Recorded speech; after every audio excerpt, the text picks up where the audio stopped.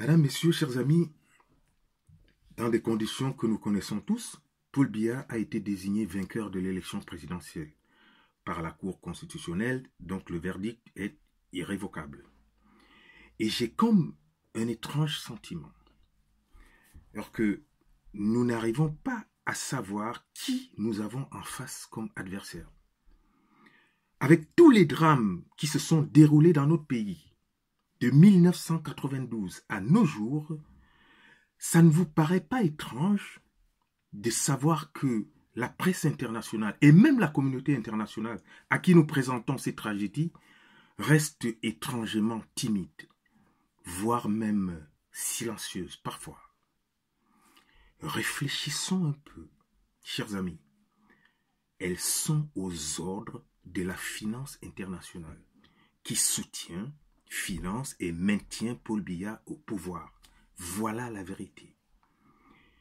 Aveuglés et enthousiasmés par nos marches à l'étranger, parce qu'au pays c'est moins évident, c'est pour cela qu'on y voit de temps en temps 3 pellets, 2 tendus, nous n'avons pas le temps de remarquer que les populations qui nous accueillent chez elles, j'ai pris le temps de discuter avec quelques Français, regardent cela comme une curiosité.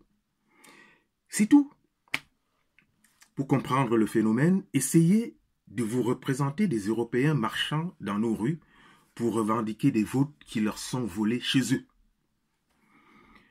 Et puis, la révolution ne se décrète pas. Elle est le plus souvent spontanée et surprend parfois les acteurs eux-mêmes. De même que nous n'avons toujours pas compris ou ne voulons pas reconnaître que nous-mêmes, nous sommes une grande partie du problème. Mesdames, Messieurs, bienvenue au 24e numéro de l'éveil des consciences. Notre premier et véritable ennemi, c'est l'impérialisme financier. D'ailleurs, très peu de pays au monde échappent au contrôle de ces maîtres de la finance internationale. Même la France, qui est assise sur nos richesses, n'y échappe pas. Et vous allez le comprendre. Pour le cas de la France, dans la petite histoire que je m'en vais vous raconter. Au terme de sa longue marche vers le pouvoir, entamée dès 1965, François Mitterrand arrive à l'Élysée en mai 1981. Les socialistes pensent alors que le moment est arrivé pour réaliser en France le paradis sur terre qui leur avait été promis. Ils vont très vite déchanter François Mitterrand en premier. Écoutez à ce propos quelques-unes des confidences de son épouse, Danielle Mitterrand, recueillies dans un entretien accordé à Hernando Calvo Ospina, un journaliste colombien réfugié en France et correspondant entre autres du monde diplomatique. C'était le 28 octobre 2005. Je l'ai noté quelque part. Là.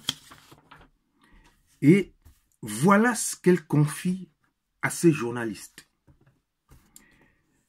Je la cite. « J'avais demandé à François, pourquoi, maintenant que tu as le pouvoir, ne fais-tu pas ce que tu avais promis ?» Il me répondait qu'il n'avait pas le pouvoir d'affronter la Banque mondiale, le capitalisme, le néolibéralisme, qu'il avait gagné un gouvernement, mais pas le pouvoir. Danielle Mitterrand termine en disant « J'appris ainsi qu'être président ne sert pas à grand-chose dans ces sociétés soumises au capitalisme. » Fin de citation. Ou si vous voulez, fin de la confidence. Ce que je tente de vous faire comprendre ici est que ce monde de la finance ne laisse souvent pas à ses serviteurs une marge de manœuvre suffisante pour tenir les promesses faites aux populations. Mais c'est aussi là où s'arrêtent ces nuisances. Le reste, c'est nous-mêmes. Puisque au Cameroun, par exemple, faute de révolution, rien ne nous empêche de surfer à fond sur la marge de manœuvre qui nous reste au bénéfice des populations et du pays. Rien. Paracelse, médecin du XVIe siècle, disait, et je vais le citer, « Tout est poison. Rien n'est poison. C'est la dose qui fait le poison. » Explication. Le poison est comme le médicament. À dose insuffisante, il ne vous fait rien. Il pourrait même à la limite être dangereux. En overdose, il vous tue. Et en dose normale, il vous soigne et vous guérit. Chers amis, nous fonctionnons avec un drôle d'esprit semblable à une dose malfaisante de poison. Petit exemple, un tout petit. Un ministre détourne 40 milliards de francs CFA. Normal. Parce que au pays, ça ne dit rien à personne. Il n'est pas inquiété par la justice. Il enterre dans son village une partie de son forfait, dans une bâtisse où pourraient vivre 50 familles, au vu et au su de tout le monde. Il va s'acheter un groupe électrogène et investir dans le forage d'un puits pour se fournir en électricité sans délestage et en eau potable que de nombreux compatriotes n'ont pas, du fait des budgets y afférents qui sont régulièrement détournés eux aussi par certains autres, connus et en liberté également.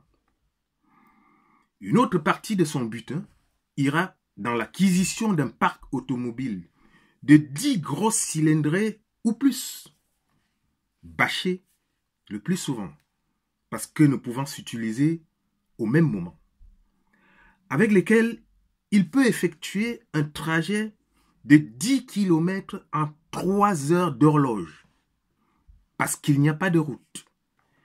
L'argent pour les construire ayant également disparu dans les poches de beaucoup d'autres.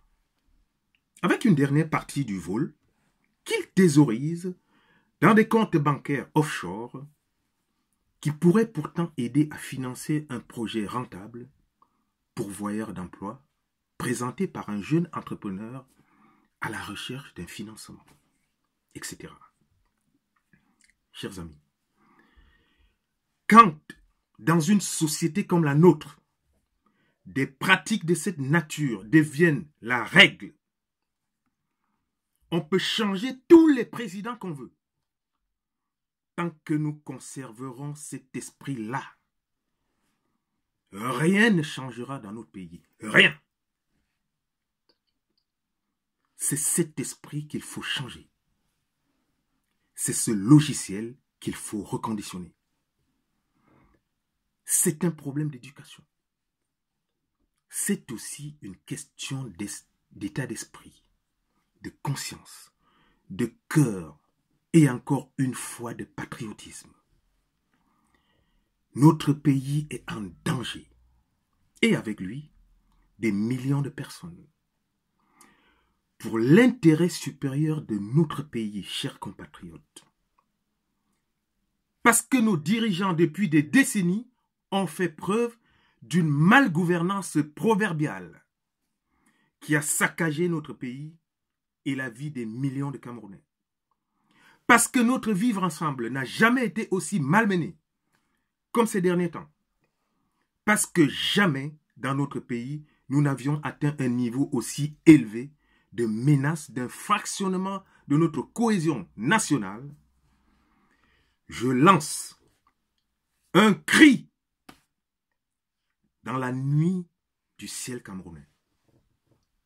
Un cri patriotique, solennel, en direction de nous tous qui aimons sincèrement notre pays, opposants comme membres de la majorité gouvernante, pour dire Changeons ce logiciel. Je vous l'ai déjà dit et vous le redis. Notre problème n'est pas matériel. Il est dans nos esprits, nos têtes et nos cerveaux. Changeons ce logiciel infesté du poison de la traîtrise vénale et criminelle, de l'antipatriotisme caractérisé, du tribalisme primaire, de la haine congénitale, de la jalousie gratuite, de l'égoïsme pur, de la malgouvernance chronique. Changeons-le.